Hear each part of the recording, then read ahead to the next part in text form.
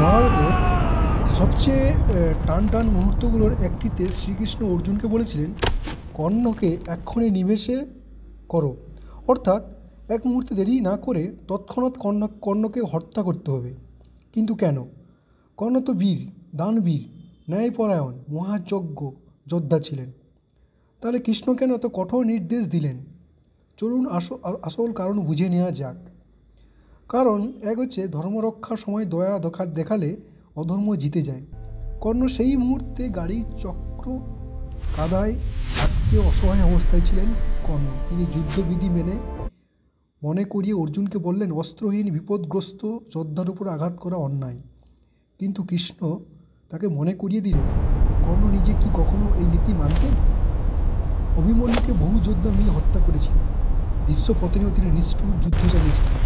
দ্রৌপদী লজ্জাহরণে তিনি অপমানজনক পরামর্শ দিয়েছিলেন। যিনি কখনো ন্যায়ের বিধি মানেননি তার আশ্রয়ে দাঁড়িয়ে আজ ন্যায়ের বিচার দাবি করা এটাই ছিল কর্তব্য। কারণ 2, ধর্মযুদ্ধে নিষ্ঠুরতা সত্য হলো হারালে বিপদ বাড়ে।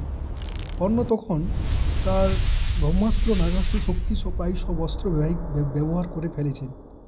তবু তিনি ছিলেন কৌরবপক্ষের শেষ ও সবচেয়ে ভয়ঙ্কর শক্তি। কৃষ্ণ জানতেন এই মুহূর্তে সুযোগ হারালে কর্ণ আবার প্রস্তুত হয়ে দাঁড়িয়ে পড়বেন, তার অর্জুনের প্রাণ বিপন্ন হবে, ধর্মযুদ্ধ দীর্ঘ হবে এবং অযথা অসংখ্য প্রাণের ক্ষয় হবে। কৃষ্ণের সিদ্ধান্ত ছিল অধর্মকে শেষ করতে হবে, দ্রুত সিদ্ধান্ত নিতে হবে। কারণ 3 হচ্ছে কর্ণের জীবনে কর্মফল এবং সেই মুহূর্তে ফিরে এসেছিল। কৃষ্ণ বলেছেন কর্ণের রথচক্র কাদায় ডোবার কারণ তার কর্মফল। সেই সময় দ্রৌপদী অপমানিত হচ্ছিলেন, সেদিন তিনি কি তার পাশে দাঁড়িয়েছিলেন? কৃষ্ণ দেখিয়েছিলেন ধার্মিক ন্যায় বিচারে কোনো পক্ষপাত নেই। মানব জীবনে অন্যায় নিয়ম একদিন না একদিন ফিরে আসে। কারণ 4 হচ্ছে অর্জুনের সংকল্প দুর্বল হয়ে যাচ্ছিল। কারণ অর্জুন কর্ণকে সম্মানের চোখে দেখতেন এবং সেই মুহূর্তেই তিনি দ্বিধাগ্রস্ত ছিলেন। কৃষ্ণ জানতেন যুদ্ধক্ষেত্রে দ্বিধা মানে মৃত্যু। অর্জুনকে মানুষের শক্তি ও চূড়ান্ত স্পষ্ট দিতে কৃষ্ণ কঠোর আদেশ দিলেন। শেষ সত্য দয়া নয়, কিন্তু নীতি রক্ষার জন্য কৃষ্ণের কঠোরতা। কর্ণকে হত্যা করা কৃষ্ণের ব্যক্তিগত সিদ্ধান্ত ছিল না, পাণ্ডবদের অধিকার ফিরিয়ে আনা এবং পৃথিবীর নিষ্ঠুর শাসক দুর্যোধনের হাত থেকে বাঁচানো একটি ন্যায়সঙ্গত প্রয়োজন।